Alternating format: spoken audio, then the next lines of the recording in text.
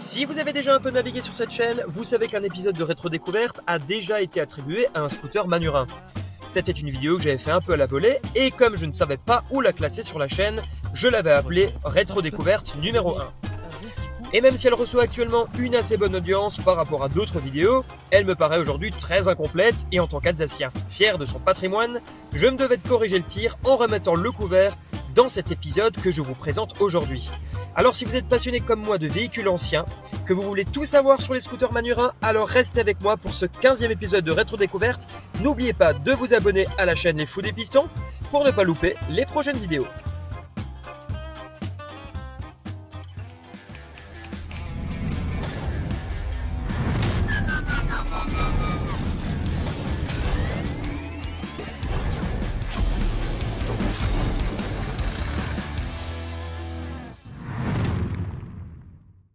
Manurin à la base c'est une marque de flingue, donc c'est vraiment un scooter badass, c'est pas un scooter de fiotte. On est là aujourd'hui pour vérifier ça. Alors bonjour à tous et bienvenue sur la chaîne Les Fous des Pistons. Je profite de cette intro pour vous dire un grand merci à vous tous qui êtes de plus en plus nombreux à vous abonner à la chaîne Les Fous des Pistons. La dernière vidéo sur la 125 LT1 de chez Motobécane a fait un très bon accueil. Vous avez été très nombreux à vous abonner après avoir vu cette vidéo, mais aussi à commenter et à partager ainsi qu'à liker. Ça me fait extrêmement plaisir et ça me motive aussi à créer d'autres contenus. Alors un grand merci encore à tous. Allez, on se retrouve maintenant devant ce scooter Manurin SM75. C'est un nouveau scooter que j'ai depuis pas trop longtemps. L'ancien modèle, le rouge que vous avez vu dans la vidéo d'introduction, c'était donc un scooter que j'avais vendu à l'époque et c'est pour ça d'ailleurs que la vidéo a été faite un peu rapidement. Alors je suis très content d'être là aujourd'hui et de vous en parler maintenant. On va pouvoir rentrer un peu plus dans les détails et prendre son temps. Et bien pour faire les choses correctement, il va falloir que je vous parle de 3 points essentiels dans cette vidéo. Tout d'abord, la marque DKV. Alors oui, je suis désolé, mais moi je dis DKV. Normalement c'est DKW.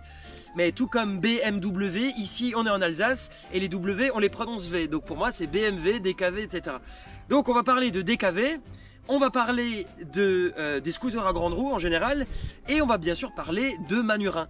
Et on va bien sûr commencer par Manurin. Et il faut me rejoindre en Alsace où Manurin est fondé à Mulhouse en 1919 par un Alsacien, Jules Spengler. Tout d'abord sous l'appellation Manufacture de Machines du Haut-Rhin. Dans un premier temps, elle fabrique des machines alimentaires et des machines pour l'industrie de la bijouterie. En 1922, elle commence une nouvelle activité de production de munitions et fabrique même les machines qui servent à les élaborer. L'entreprise prend de l'ampleur et une nouvelle usine ouvre au Mans en 1928, puis près de Vichy en 1936, l'année même où Manurin se nationalise. Après la Seconde Guerre mondiale, l'entreprise développe son activité dans la production d'armes légères, d'équipements et d'outils pour la métrologie. C'est en coopérant avec le fabricant Walter que Manurin acquiert son savoir-faire dans la fabrication d'armes à feu. Pour l'anecdote, les Walter PPK de l'agent secret James Bond étaient fabriqués sous licence par Manurin. C'est par sa production d'armes légères et ses revolvers, notamment le célèbre MR73, utilisé à l'époque par le RAID, le GIGN et la police nationale, que Manurin acquiert sa notoriété. Bref, je suis pas là pour passer en revue tout ce que Manurin a produit, ce n'est pas le but de la vidéo, mais en tout cas vous avez compris le contexte. Manurin, c'est un fabricant d'armes et de munitions, pour le moment rien à voir avec les scooters. D'ailleurs actuellement, la définition du scooter, c'est un petit peu un véhicule motorisé avec des petites roues, un carénage enveloppant, plutôt conçu pour la ville du coup, et puis accessible à quasiment toutes les bourses. Ça c'est un peu la définition qu'on donne du scooter aujourd'hui. Est une revanche, celle du paria de la rue d'hier qui traite aujourd'hui de pair avec toutes les cylindrées. Comme elle, il est autonome, comme elle, il possède son évasion en puissance. C'est un moteur. Les plus connus et prisés dans le milieu des véhicules anciens sont évidemment les scooters italiens, comme le scooter Rumi, qui est très coté aujourd'hui d'ailleurs, mais aussi les scooters Lambretta, et bien sûr les indémodables et très tendance Vespa, dont une vidéo d'essai d'une 125 Type N est visible dans la playlist Start and Run de la chaîne, que je vous invite bien entendu à aller voir si ce n'est pas encore fait. Et pour la petite histoire, si on remonte un petit peu dans le temps, on se rend compte que le scooter est une invention 100% française. Si, je vous jure, je vais vous le prouver. En 1902, l'inventeur Georges Gautier crée l'autofauteuil à Blois dans le Loir-et-Cher. Et on peut considérer ce dernier comme étant le premier scooter au monde si on prend en compte la définition du scooter, c'est-à-dire comme étant un véhicule équipé d'un cadre ouvert pour une moto qu'on n'enfourche pas, mais dans laquelle on monte. Georges Gautier trouvait que sa machine combinait les avantages d'une voiture et d'un vélomoteur sans en avoir les inconvénients. L'utilisation de petits trous permettait d'obtenir un centre de gravité relativement bas, mais surtout un passage entre les jambes également très bas et très apprécié du clergé et de la jante féminine. Ces drôles de deux roues ont été montés avec des moteurs 4 temps Aster à soupape latérale, des moteurs d'Odion bouton refroidis par eau et même des moteurs de fabrication maison à partir de 1906. On notera aussi que le pot d'échappement était volontairement étudié pour servir de chauffe-pied. Et ce n'est pas tout. Équipé d'une manivelle de démarrage, d'une béquille centrale et d'un embrayage, qui n'était pas systématiquement présent sur tous les véhicules comme aujourd'hui, l'autofauteuil était réellement en avance sur son temps et sera tout de même fabriqué jusqu'au début des années 20. Et voilà, c'est la fin de cette vidéo. Merci d'avoir regardé ce nouvel épisode de Rétro Découverte consacré à l'autofauteuil. Non, je déconne, je plaisante, on arrive bientôt au Manurin. Mais vous savez, il faut que je pose le contexte d'abord. En France, les scooters à grande roue deviennent à la mode dans le courant des années 50. En fait, cette idée des scooters à grande roue, ça naît d'une seule idée. Les motos, ça cartonne. Les cyclos, ça cartonne à mort. Ok, on fait un truc en mélangeant les deux. Du coup, beaucoup de constructeurs français se sont prêtés au jeu et on a pu voir émerger des scooters à grande roue dont voici quelques exemples. Le Mercier Vacances, avec sa carrosserie coque autoporteuse en alpax de 4 mm d'épaisseur, méga lourd du coup. La Monogoyon Starlet, qu'on démarrait en tirant vigoureusement une poignée comme un frein à main. Ou encore la Jongi Polo, avec sa fourche avant à roue tirée, comme sur la 250 type H d'ailleurs, que je vous avais déjà parlé dans une autre vidéo consacrée à Jongi. Mais pendant ce temps-là, nos voisins allemands, ils avaient aussi de l'imagination. Et en parallèle, ils ont sorti leur propre scooter. Exemple. La Zundam Bella, qui était déjà plus performante avec son moteur de 200 cm3, la Maiko Mobile, qui était aussi plutôt une moto, mais avec une carrosserie assez atypique d'ailleurs, la Chrysler R50, avec son petit moteur mais qui pouvait beaucoup, la Adler Junior, on commence à se rapprocher du but, vous me voyez venir, et voilà celui qui va nous intéresser, le scooter DKV Hobby, celui avec qui tout commence. Alors vous allez me dire pourquoi est-ce qu'il nous montre un Manurin en nous parlant d'une DKV. Vous inquiétez pas, je vous explique pourquoi. En 1953, le fabricant de motos allemand DKV se lance dans le secteur des scooters, juste après avoir rejeté la demande de Piaggio de fabriquer la Vespa sous licence.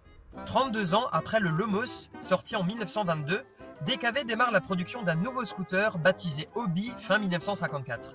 Et même si ce dernier est doté d'un petit moteur d'à peine 75 cm3 pour 3 chevaux, le Hobby s'affirme très rapidement par une spécificité qui fera sa réputation. La transmission dite par courroie à variation continue. Autrement dit, boîte automatique pensante, système UR, qui en fait le premier deux roues allemand doté d'une transmission entièrement automatique. Cette boîte se compose essentiellement de deux poulies. Une poulie motrice montée sur l'arbre moteur et une deuxième poulie montée sur l'arbre de transmission. Entre ces deux poulies de forme tronçonnique tourne une courroie trapézoïdale qui peut se déplacer en fonction de la vitesse. L'éloignement ou le rapprochement des poulies se fait avec le régime moteur, donc avec la force centrifuge et est épaulé par un ressort. Quand le régime moteur augmente, la courroie monte et s'enroule autour d'un diamètre plus grand que la poulie motrice.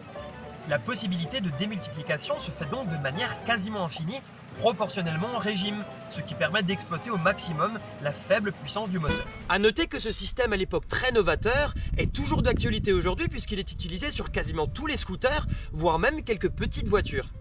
Bref, le Hobby était le scooter ouest allemand le plus vendu de l'année 1955. Sa production va de 1954 à 1957 et il a été fabriqué à plus de 45 000 exemplaires quand même.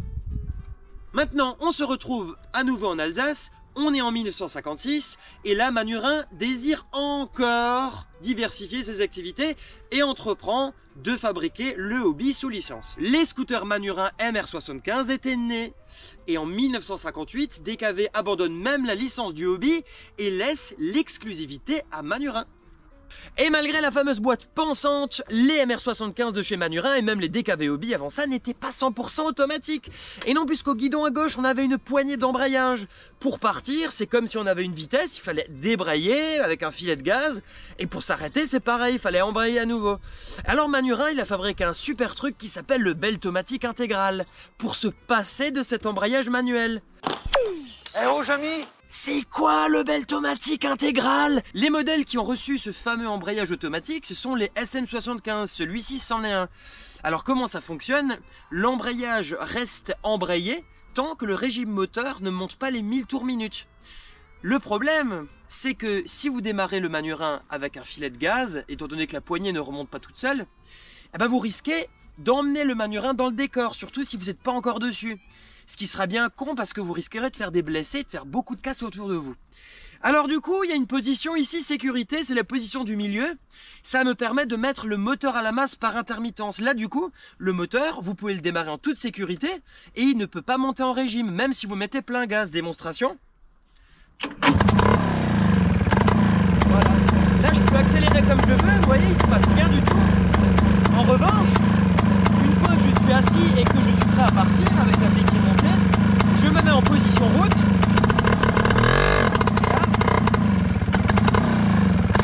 Et là, on sent que l'embrayage, du coup, il commence à débrayer tout doucement, puis c'est le moteur qui vous entraîne. Bien foutu, non? Il est superbe ton spermatozoïde, Jamie. Bon, historiquement, on a fait le tour. Maintenant, j'ai encore quelques détails à vous raconter, quelques anecdotes. On va peut-être faire le tour du scooter, comme ça au moins, vous aurez de quoi voir en même temps. Moi, je voulais vous parler encore de la production des scooters Manurin. Donc voilà, ça commence en 1956 et ça se termine dans le tout début des années 1960. Alors, quand exactement, c'est assez flou, on ne sait pas trop. Tout ce qu'on en sait, par contre, c'est qu'il y a été produit plus de 15 427 exemplaires. Et il faut dire qu'en 1957, et ça c'est pas des conneries, le scooter Manurin est en 3e position avec 14 000 machines juste derrière Vespa et Lambretta. Et d'ailleurs le prix à l'époque n'était pas le même non plus, puisque pour moins de 100 000 francs, vous aviez un scooter Manurin. Alors que si vous voulez une Vespa ou un autre scooter à la mode, il fallait débourser au minimum 50 000 balles de plus. Moi j'aime beaucoup le logo aussi qui est très sympa. On voit qu'il y a quand même un héritage du hobby puisqu'on remarque que le mot scooter, il est entouré par les 4 anneaux du groupe Otto-Ignon qui regroupait donc les 4 constructeurs allemands dont DKV faisait partie à l'époque avec Wanderer, Audi et Horsch. Manurin bien entendu, il est décoré aussi avec cette fameuse roue qui est donc l'emblème de la ville de Mulhouse. Et là, directement en dessous du siège, on a une petite trappe de visite qui peut s'ouvrir comme ça. Et c'est très pratique, on accède à tous les organes vitaux, on va dire. Donc le starter pour démarrer le moteur. On a la bougie ici et l'arrivée d'essence, bien sûr, avec un petit robinet qui se trouve là derrière. Alors le Manurin, il est équipé d'un moteur monocylindre 2 temps de 75 cm3, donc il développe 3 chevaux. C'est plutôt conçu pour la ville, donc du coup, 55-60 km/h de vitesse de pointe, c'est largement suffisant, on va jamais à plus de 50 en ville. En plus, il est intéressant ce Manurin puisque avec l'embrayage et le variateur, on n'a pas besoin d'apprendre à passer les vitesses. Donc pour les débutants, c'est quand même sympa. Ça ne nécessite pas d'apprentissage particulier. Au niveau du confort, c'est pareil, c'est largement suffisant. À noter qu'on a 2 selles d'origine, d'usine. Tous les Manurins et tous les DKV Hobby étaient fabriqués avec 2 selles en production. Donc pour emmener un passager, c'est plutôt sympa, c'est plutôt cool d'y avoir pensé.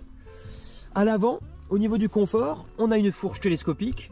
Alors je suis d'accord, le débattement est pas terrible. Mais bon voilà, ça fait le taf. Et ensuite à l'arrière, par contre, ils se sont pas fait chier. À l'arrière, ils ont tout simplement mis un cylindre bloc en caoutchouc ici pour amortir les chocs. Il y a le même de l'autre côté, il y en a 2 du coup. Ça bon, il faut quand même admettre que c'est peut-être un peu limite. Mais bon voilà, on n'est pas sur un arrière complètement rigide non plus quoi. Ici on le voit, il y a donc le démarreur. Donc le lanceur, c'est pas un kick, c'est vraiment comme une tondeuse à gazon.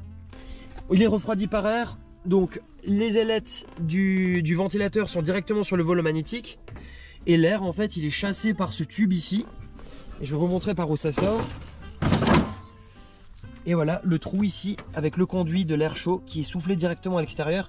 C'est assez rigolo parce que pareil quand on roule et qu'on a un peu froid, moi j'ai souvent tendance à mettre la main devant, ça me souffle de l'air chaud, c'est pas désagréable. Un des atouts aussi du scooter Manurin, c'est la maniabilité. Alors outre le fait qu'il soit chaussé avec des jantes de 16 pouces, il faut dire aussi que le moteur il est bien situé là sous le carénage, bien au milieu, derrière sur le châssis. Ce qui fait que du coup, on a un bon équilibre et contrairement à certains scooters comme les Vespa où le moteur il est vraiment sur le côté, où on a le poids qui a tendance un petit peu à nous faire basculer, à nous entraîner comme ça sur le côté, le scooter Manurin il est bien équilibré et ça se ressent aussi sur la tenue de route évidemment, c'est plutôt agréable, donc un bon point encore pour Manurin sur ce côté là. Aujourd'hui on a de la veine, on a 2 Manurins pour le prix d'un.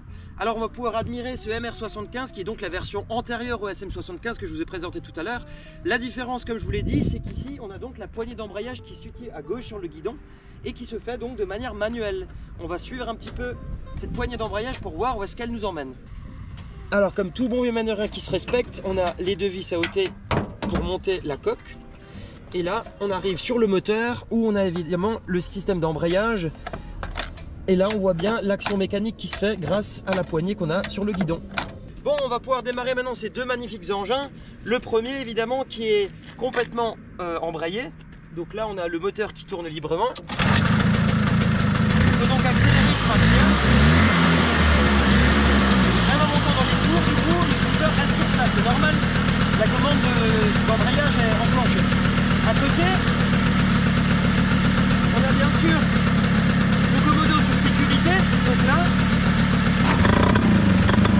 le moteur tourne par intermittence. Donc on ne peut pas monter dans les tours.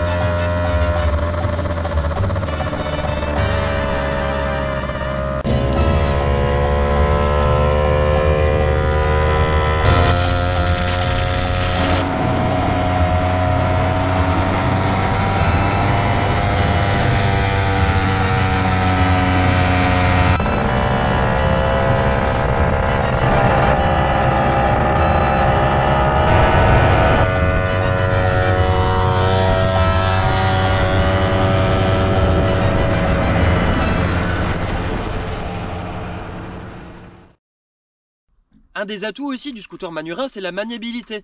Puis là, d'un seul coup, je démarre.